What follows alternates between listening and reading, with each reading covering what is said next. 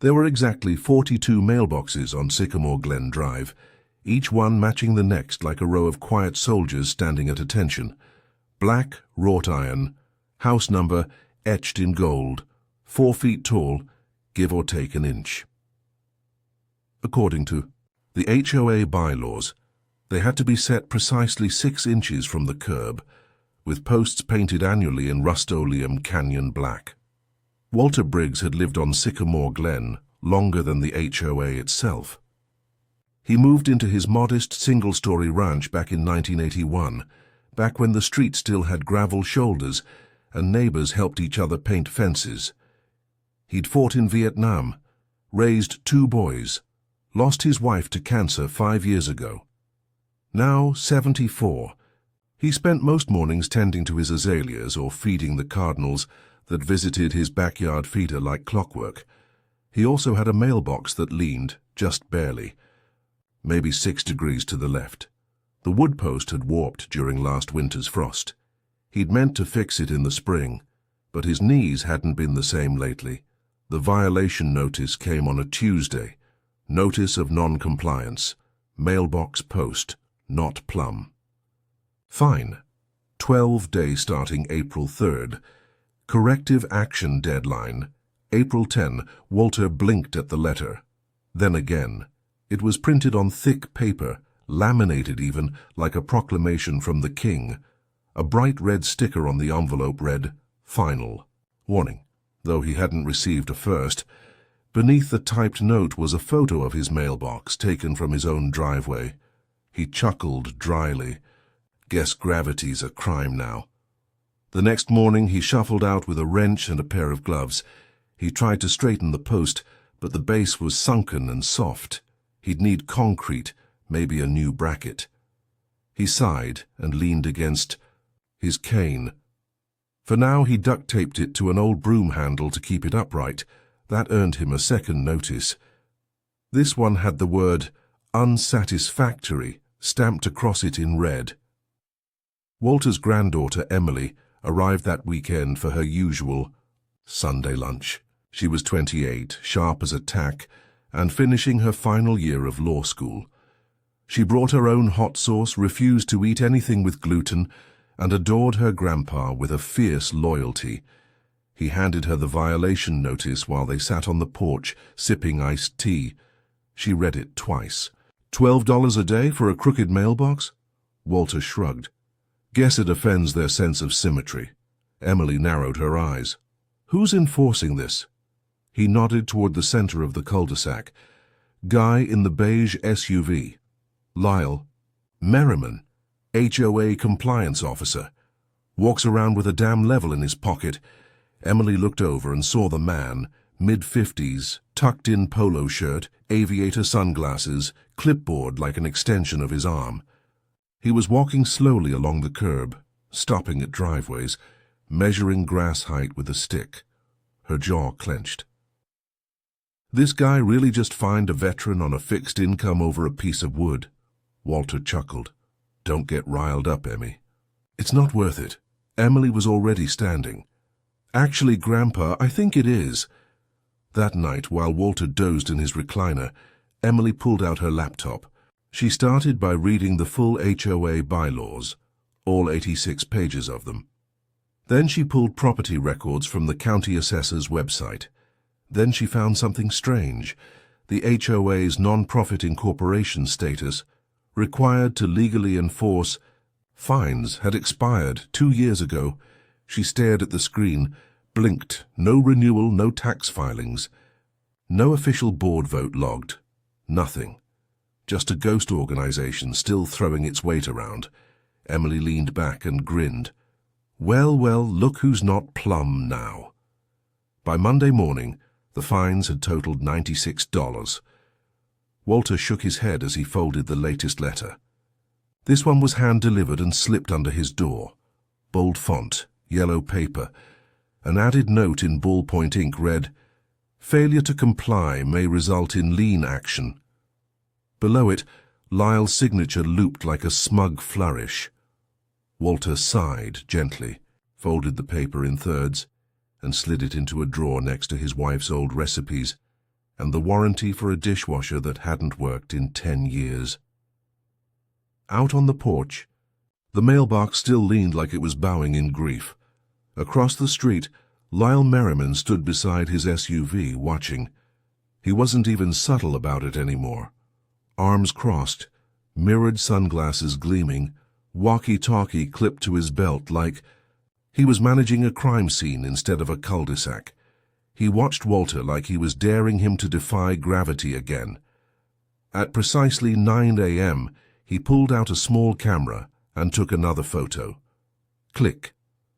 Walter raised his coffee mug in a mock salute. "Morning, Lyle." Lyle didn't wave back. Emily returned Tuesday evening with 2 file folders, her laptop, and the gleam of mischief in her eyes. "Grandpa," she said, pushing aside a stack of gardening catalogues on the kitchen table. "We're going to have a little fun." Walter raised a brow. "You starting a war over this thing?" Emily smirked. "No, I'm going to end one." She flipped open the first folder. Inside were screenshots, property records, and a timeline she'd constructed from HOA meeting minutes and local filings. "You remember when they paved the community lot 2 summers ago?" she asked. "Sure," Walter said. They said it.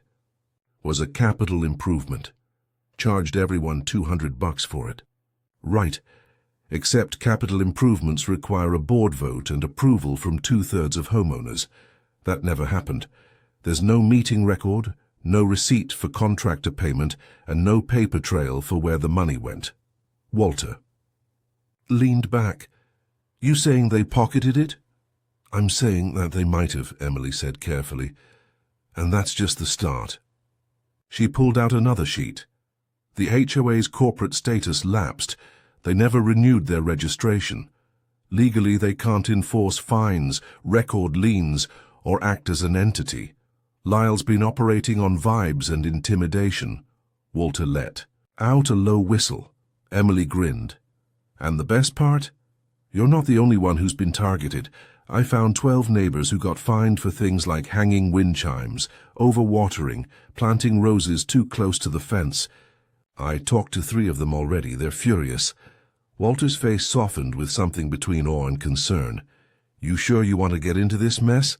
Emily smiled. "Oh, Grandpa, I'm a week away from passing the bar. You think..." I studied administrative law for fun. That weekend they held a quiet meeting in Walter's backyard under the patio lights. Emily brought cookies. Walter brought folding chairs. By 7:15 p.m., 11 neighbors were there, a mix of retirees, parents with strollers, and 1 teenager who'd been fined for hosting a birthday party after hours. Everyone came with their own violation letters, photos and bruised pride. They listened quietly as Emily explained what she'd found. Then she opened a manila folder and slid a copy of the HOA's expired incorporation form across the table. "Here's what this means," she said. "Every fine you paid illegally enforced, every lien threat, void, every official letter, just paper and ink. And if you want to take this to small claims court..." One of the neighbors, a mother of 3 named Rosa, spoke up. "What if we don't just sue? What if we replace them?" Emily paused. Then she leaned forward. "Well," she said slowly, "if 30% of homeowners sign a petition to call a special election, and if a majority votes to dissolve the current board, then yes, you absolutely can." A hush fell over the table. Then Rosa grinned. "Let's do it." Across the street, Lyle adjusted the blinds on his second-floor window. He could see the glow of Walter's porch light. Shadows moving. People gathered. Laughter for once. His eyes narrowed. He turned to his laptop and opened the HOA newsletter draft. Subject line, "Concerning behavior at Lot 23. Body. Residents are reminded that unauthorized group gatherings may violate noise ordinances and parking policies.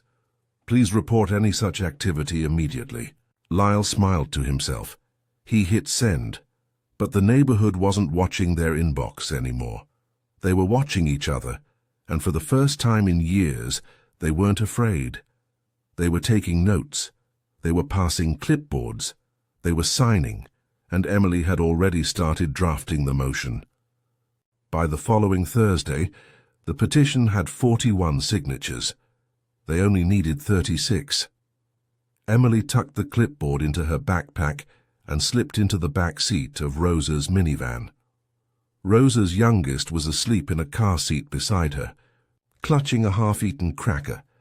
They'd just finished canvassing the cul-de-sac behind the tennis courts, where the residents were older, quieter, and often forgotten by the board unless it involved a citation. "You're a miracle, you know." "That?" Rosa said, pulling into Walter's driveway. "I've been here 6 years. Lyle fined me for a hummingbird feeder once, but this is the first time I feel like we're doing something that matters." Emily smiled but didn't say anything. She was already thinking 2 steps ahead. The signatures were enough to force a special election.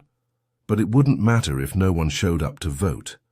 And if Lyle sensed what was coming, he'd start stacking the deck, reaching out to the few loyalists who benefited from his selective enforcement, the ones who got away with backyard fountains and twice-weekly landscapers because they followed the spirit of the rules. She needed more than a petition. She needed a spotlight. That weekend, she printed flyers with a single question printed in bold at the top. "Did you know the HOA hasn't been legally registered since 2023? Below it, a list of infractions, 12-day fines for minor mailbox tilts, threats of illegal liens, unapproved spending on resurfacing lots, no transparency for fund usage, and your dues are being collected by a non-existent corporation." Each flyer was slipped under mailboxes, into porch planters, and even taped to the community bulletin board by the park, the one Lyle rarely checked because it was too pedestrian. By Monday morning, the neighborhood was buzzing. People lingered longer at mailboxes, folded the flyers slowly, glanced toward each other with raised brows and subtle nods. Someone, no one would say who, taped one to Lyle's front door, and that's when the gloves came off. Walter received a notice that his front bushes extended 1.5 inches beyond the sidewalk line.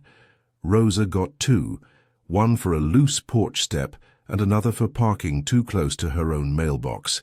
Even the teenager, down the block, the one who'd never spoken at a meeting, got a $50 fine for sidewalk chalk defacement. Lyle didn't knock. He didn't explain. He just left them like calling cards. Emily watched it unfold like a cornered animal thrashing. Panic disguised as protocol. She documented every new notice, photographed every envelope, time-stamped it, all. Then she made her next move. She sent the story to the local newspaper. Not the big metro outlet, but the Maple County Observer, the one that ran feel-good columns about local gardening clubs and school band fundraisers.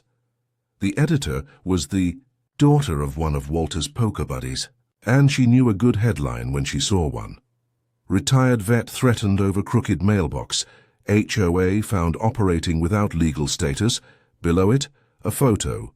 Walter on his porch, holding the laminated violation with one hand, his cane in the other. Mailbox slightly visible in the frame. His face was soft, kind, but under the headline, it read like a man standing up to something absurd and cruel. The article mentioned Emily, her findings, the petition, and the board's silence when asked for comment. It even included a quote from a neighbor who chose to stay anonymous. "It's not about a mailbox, it's about fear. They wanted us scared, not anymore." The story went live Tuesday night. By Wednesday morning, it had been shared 2,300 times. Walter didn't know it had gone viral until Emily showed him her phone. He stared at his photo and chuckled. "You'd think I was running for mayor." "No," she said, smirking. "You're just taking your yard back." Lyle, however, had plenty to say. That night, he stormed into the HOA clubhouse, which hadn't hosted more than a yoga class in 2 years, and sent out a mass email titled "Community Under Attack, Misinformation Campaign Exposed." In it, He called the article slander, claimed the HOA's registration was in pending renewal, and accused Emily of spreading disruption with incomplete legal training.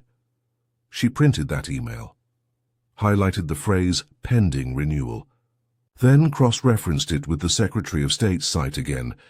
No record. She smiled. Let him dig. By Friday, the HOA board announced an emergency meeting, mandatory attendance for all residents, the flyer read, but Emily was ready for them. The emergency HOA meeting was scheduled for Saturday morning at 10 a.m., which was, intentionally, right in the middle of youth soccer practice and 2 Little League games. Lyle always believed that if you controlled the time, you controlled the turnout. But this time Emily was ahead of him. She rented a bounce house and stationed it in Rosa's yard. She set up a coffee and donut table under a pop-up tent across the street from the clubhouse. Parents could drop their kids, grab a cinnamon roll, and attend the meeting without distraction. She even posted QR codes linking to HOA bylaws and her annotated breakdown of the expired incorporation status, labeled "Know Before You Vote." By 9:50 a.m., the folding chairs inside the clubhouse were full. By 10:05, people were standing. Along the walls, Walter sat quietly in the second row, pressed slacks, collared shirt. Next to him sat Rosa, arms crossed, chin high. Emily stood near the back, watching Lyle pace near the lectern like a man trying to remember the lines to a play. No one wanted to watch. He opened the meeting with a voice just slightly too loud. "I'd like to welcome everyone to this special session called to address the recent disruptions, misinformation, and divisiveness spreading throughout our community." No. Juan clapped. He adjusted his glasses and continued. "It has come to our attention that some residents believe the HOA's corporate status has lapsed. I want to assure you this is a clerical delay.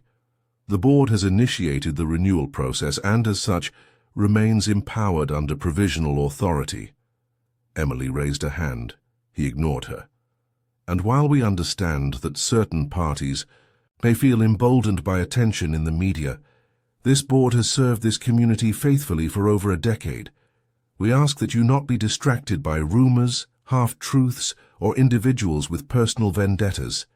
A few heads turned toward Emily. She smiled, raised her hand again. This time someone behind her said, "Let her speak." Lyle's face tightened. "This is not an open forum." Another voice. "You said this was mandatory. We're here. Let her speak." Then Walter stood. "She's my granddaughter," he said, voice calm and clear. "She's the reason I'm not selling my house." That settled it. Lyle stepped back from the mic, his hands clenched tightly behind his back. Emily walked slowly down the center aisle. "I'm not here to attack," she said evenly. "I'm here to clarify." She set her folder on the lectern, opened it. First, the HOA's Articles of Incorporation expired on March 12, 2023. There's no record of renewal, no pending submission, and no legal standing to collect dues or issue fines. That's not speculation. That's on the Secretary of State's official database. She clicked the small remote in her hand. The projector behind her lit up with the screenshot. Search bar, results, no active registration found. Several. Gasps. Second, this board has approved expenditures without quorum, levied fines without due process, and failed to produce receipts for multiple transactions, including the $8,000 resurfacing of the communal lot in 2022. When I requested those documents last month, I was told they no longer existed. She flipped to another slide. Photocopies of emails and check memos, dates blurred, names cropped. Third, if this board were acting in good faith, they would have called this meeting to acknowledge the lapse and hold a re-election. Instead, they called it to silence dissent. Lyle's mouth twitched. Someone from the back muttered, "Sounds about right." Emily took a breath. "I have here." She held up a second folder. a petition signed by over 65% of homeowners to initiate a special vote to dissolve the current board and re-establish a transparent, legally compliant HOA. She turned to Lyle. You wanted a war over a mailbox. Congratulations, you got a movement.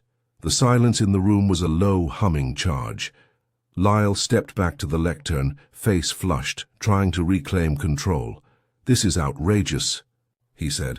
You're poisoning this community with your petty little crusade. You're not even a homeowner. She's my proxy, Walter interrupted.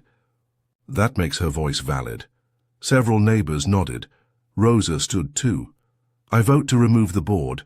Then someone else. Same here. Me too. A chorus built from behind. One by one, voices rising. Emily turned and looked across the room. They weren't afraid anymore. Not of fines, not of form letters. Not of Lyle. Later that afternoon, Emily and Walter sat on the porch sipping sweet tea. He handed her a yellow envelope, another violation notice, this one accusing him of disorderly conduct at official HOA meetings. She tore it in half without looking. Walter smiled. Mailbox still crooked, he said. Emily raised her glass. Long may it lean.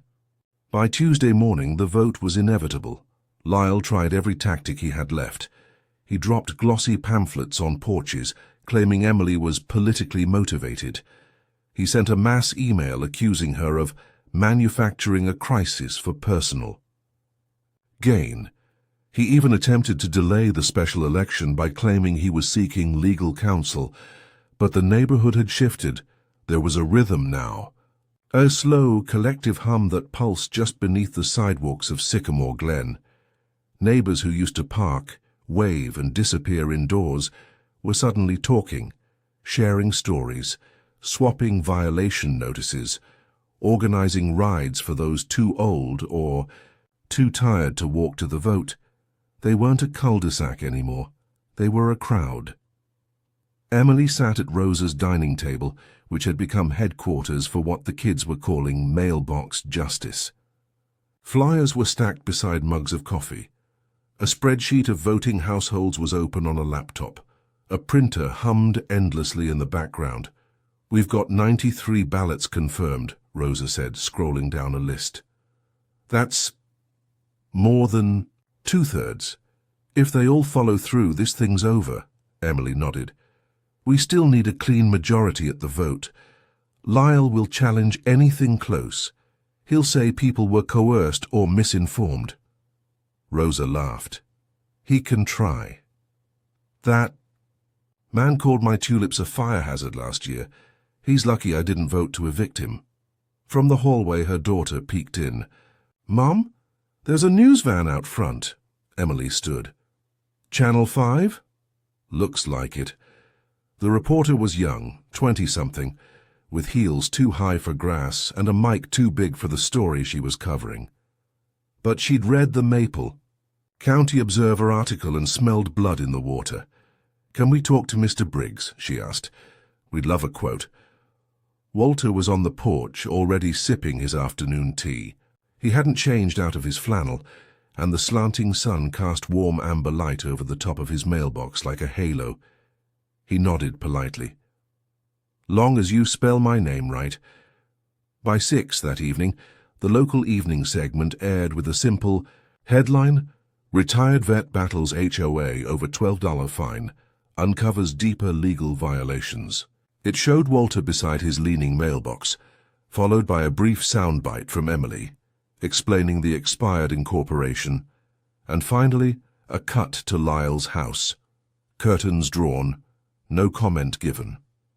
The last clip was a slow shot of the petition, being turned in at the HOA clubhouse, time-stamped and notarized. The clip went viral overnight. By Thursday, Lyle stopped showing up to his self-assigned inspections. Instead, his car sat in his driveway, garage door tightly shut. The blinds never moved. His pristine lawn stayed trimmed, but the usual tape-measured symmetry was gone, like even the grass had stopped trying to impress him. That morning, Rosa noticed something taped to her mailbox. A flyer. It wasn't from Lyle. It was from Emily. Upcoming. Community vote. Saturday, Bournemouth 3 p.m. location. HOA Clubhouse. What's at stake? Dissolution of the current KOA board, election of interim board members, review and re-registration of HOA with legal counsel. Present a community-led vote on refunding illegally collected fines and fees. What's not at stake? Your right to peace, your right to plant roses, your right to a mailbox that leans a little at the bottom in bold. This time the HOA answers to us. On Friday evening, Walter walked to his mailbox. It still leaned slightly, faithful in its defiance. He opened it to find a handwritten note folded inside. No envelope, just one line in neat, tight script. It was never personal. I was just doing my job. LM. He stared at it for a while, then quietly he slid it into his pocket. Didn't rip it. Didn't keep it. Just let it vanish into the drawer beside the old violation letters. He turned back to his porch and sat with Emily under the porch light, silence settling between them like a warm blanket. "You nervous about tomorrow?" he asked. Emily shook her head. "No, not anymore." She looked out across the street. Neighbors were talking again. Kids rode bikes past curbs that hadn't been measured in days. Wind chimes tinkled in defiance, and someone had set out 3 pink flamingos on their lawn. Pure rebellion. Saturday. Arrived with a sky so blue it almost felt like a setup. By noon the air was thick with quiet anticipation. Lawns had been freshly mowed, not out of compliance, but pride. Porches were swept.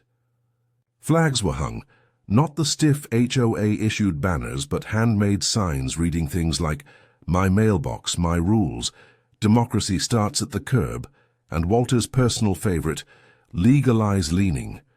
The clubhouse parking lot filled. Fast, people came in folding chairs. Some wore T-shirts Emily had printed that read, "I got fined and I voted." A cooler sat by the entrance, stocked with juice boxes and lemonade. No one from the current board had offered water. But Rosa did. Walter, dressed in the same pressed slacks and soft blue button-down he'd worn to his wife's memorial, walked alongside Emily toward the double doors. His cane tapped a steady beat as they moved through a sea of nods, waves, and soft-spoken thank yous. For a man who had lived quietly, obediently, even invisibly for years, the warmth was something he hadn't expected. But he didn't flinch from it. He met every eye. Inside, the air was thick with summer sweat and long-buried tension. Lyle sat at the folding table at the front of the room, flanked by the remaining 2 board members, Marjorie Danton, who once fined a family for painting their shutters too cheerful, and Greg Phelps, who never spoke but always signed. Their faces were pale. Across from them, Emily stood at a simple wooden podium. She didn't smile. She didn't raise her voice. She read from the HOA bylaws article by article, citing each infraction, each lapse in protocol, and each state law violated by continued enforcement while the HOA's incorporation lapsed. Haiti. Ended with this: "We're not here to be ruled. We're here to participate. We're not lawless. We're just tired of fear dressed up as order." Then she stepped aside. The vote began. Each homeowner came forward, marked their ballot, and dropped it into the sealed plexiglass box. Walter went last. He held the pen for a moment, then glanced at Lyle. The man stared straight ahead, lips tight, fingers folded like he was bracing for a storm that had long since arrived. Walter checked the box marked "Dissolve Current Board," then slid his vote inside and walked away. The count took 20 minutes. Emily read them aloud, one by one, with Rosa and another neighbor confirming tallies beside her. When she reached the end, she looked up. Final vote. 88 in favor. 11 opposed. A beat of silence. Then the room erupted. Cheers, clapping, the kind of collective sigh you could feel in your chest. Walter smiled, small and steady, like a man watching weeds finally pulled from a long-suffering garden. Lyle stood slowly. He looked around the room. Atzius? Neighbors he'd ticketed, fined, belittled, and no one looked back. He didn't say a word. Just gathered his clipboard, his manila folders, and walked out of the room like a ghost no one feared anymore. The door clicked shut behind him. Later, on Walter's porch, Emily slouched in her chair, bare feet up on the railing, sipping from a sweating lemonade glass. "Well," she said, "guess we'll need a new board." Walter chuckled. "Don't look at me." "I wasn't. I was thinking Rosa. She's got the spine for it, and the pink flamingos." Walter grinned. "That too." They sat in silence for a while, watching the sun melt behind the roofs, the golden hour drenching Sycamore Glen. In something softer, something healed, from down the street a kid shouted, a dog barked, and somewhere a wind chime refused to be silenced. Emily tilted her head toward the leaning mailbox. "I'm not fixing it," she said. Walter nodded. "Good." The days following the vote were unusually quiet on Sycamore Glen. Not silent, there were still lawnmowers and children's laughter and the occasional bark from the mutt on Lot 12, but the tension had evaporated. It was the kind of quiet that came after a storm that had overstayed its welcome. A stillness earned, the HOA board officially dissolved, left behind a wake of paperwork, unanswered emails, and a deeply suspicious set of financial records. The interim committee, which included Rosa, Walter, and 2 longtime residents who had never once attended a board meeting until now, began combing through everything. Emily sat at Walter's dining table with a highlighter and a laptop. Her folders now formed a tower so tall that Walter started calling it the leaning paperwork of Pisa. "Look at this," she muttered one morning, pointing at a printed bank statement. $9,200 paid to something called MeriPro Services, twice in 1 month. Walter leaned over, squinting. "Sounds like Lyle." Emily nodded. MeriPro. Merriman. He registered an LLC in his own name and billed the HOA for landscaping management, but there's no record of services. No invoices, just transfers. She sat back, rubbing her temples. He didn't just bend the rules, he made his own and got paid to enforce them. Walter sipped his tea. "Reckon there's a name for that?" "Fraud." Rosa joined them. That evening, looking tired but triumphant, "We just confirmed he also ordered surveillance equipment and charged it to the HOA account. 2 cameras, one of which was installed facing your house, Walter." Walter blinked. "You're telling me that bastard filmed my porch?" Motion triggered, kept a drive in the clubhouse. Emily stood. "That's not just invasive. That's illegal, especially without disclosure." She paused, then looked at Rosa. "Do we have access to that footage?" Rosa nodded. "All of it." By the next afternoon, Emily had everything backed, up and secured. They didn't publish the video footage yet, but they drafted a legal report and sent it to the county's Department of Consumer Protection. It included were screenshots of financial misappropriation HOA emails, with Lyle's signature authorizing payment to his own company, photographic evidence of unauthorized surveillance, copies of expired registration documents, and over 24 signed statements from residents describing harassment and coercive fine tactics. The file was 84 pages, and it was damning. That Friday, Lyle's house was noticeably dark. The beige SUV hadn't moved in 3 days, but that evening an unmarked sedan pulled up. 2 plainclothes investigators stepped out. They knocked. No one answered, but 2 hours later, Lyle was seen hauling 2 trash bags into his trunk and driving off without headlights. Saturday morning, Walter found a new note in his mailbox. This one wasn't laminated, just a folded sheet of paper. Typed, To the residents of Sycamore Glen, I formally resign from all HOA-related responsibilities and positions. I will not contest any decisions moving forward. LM no apology, no explanation, just the quiet retreat of a man who thought no one would ever stand up to him, and learned otherwise. The new committee held its first community meeting that afternoon. Not in the clubhouse, but on Rosa's front lawn. There was lemonade, sun tea, and a grill going in the driveway. Kids ran between the legs of folding chairs. Someone brought cupcakes. Someone else passed out tiny paper flags that read, "Find." No more. Walter stood beside the crooked mailbox, which someone had wrapped with a red ribbon like a trophy. Emily watched the neighborhood laugh and linger and breathe. Really breathe, for the first time in years. No clipboards. No rulers, just people. That night back on the porch, Walter turned to her. "Did you ever think it would end like this?" Emily smiled. "Oh, Grandpa, we're not done yet." 2 weeks after Lyle's quiet departure, an official letter arrived from the county attorney's office. Emily opened it at the dining table, while Walter was trimming dead leaves off his potted jade plant.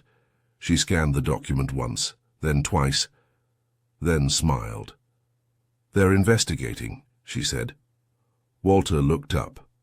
"Criminal?" "Yep. Fraud, misuse of community funds and unlawful surveillance. They've already frozen the HOA's old bank account. MeriPro Services is under audit." He set down his pruning shears. "Well, that's something." Emily tucked the letter back into its envelope, laid it on top of the once towering pile of documents, which was now half its size and neatly labeled in color-coded folders. It was the first time she'd sat at this table in a week and not felt like she had to suit up for war. On the following Sunday, the community voted in a new HOA board. This time the ballot was simple. 3 names, 3 seats, each with a short handwritten statement and a promise of transparency. Rosa won by a landslide. So did Mr. Akhtar from the corner lot, and Ms. Liu, a retired CPA who had once been fined for wind chimes she couldn't hear because of her hearing aids. The new board held its first meeting under a pop-up canopy on the communal lot Lyle had once claimed as his personal patrol zone. They abolished the uniform mailbox standard. They removed the surveillance budget. They erased all pending fines issued during the board's unincorporated period, over $14,000 worth, and they passed a rule, unanimously, that any future changes to HOA rules required 60% of the entire neighborhood. To agree in writing, the tyranny of silence was gone. The story of Sycamore Glen made the state paper, not front page but close. A headline above the fold, "Tiny neighborhood takes down rogue HOA with legal precision and one leaning mailbox." The accompanying photo? Walter, standing beside his still slanted mailbox, arms crossed and smiling. On a golden Thursday afternoon, Emily packed her laptop into a canvas bag and hugged Walter from the porch. "Back to DC?" he asked. "For now," she said. "Bar results come in next month, and I've got 3 job offers, all from firms who read the article." Walter chuckled. "Guess being a pain in the ass pays off," she grinned. "Only when you're right, they." Stood for a moment watching the street. Kids drew chalk suns on the sidewalk. Wind chimes rang like laughter in the breeze. 2 flamingos bobbed gently on a lawn across the way. Walter's mailbox leaned exactly as it always had, just enough to offend the old rules, and just enough to be perfect now. That night, after the sun dipped and the porch light clicked on, Walter sat alone with his tea. He reached into the drawer, found the last laminated violation notice, and turned it over. He scribbled on the back with a pen from his wife's old recipe jar. Then he walked outside, took it to the mailbox, and taped it there with care. In looping, shaky handwriting, it now read, "This mailbox stood through nonsense, noise, and neglect. It leaned, but it never fell, neither did I. And just below that, one more line, I won.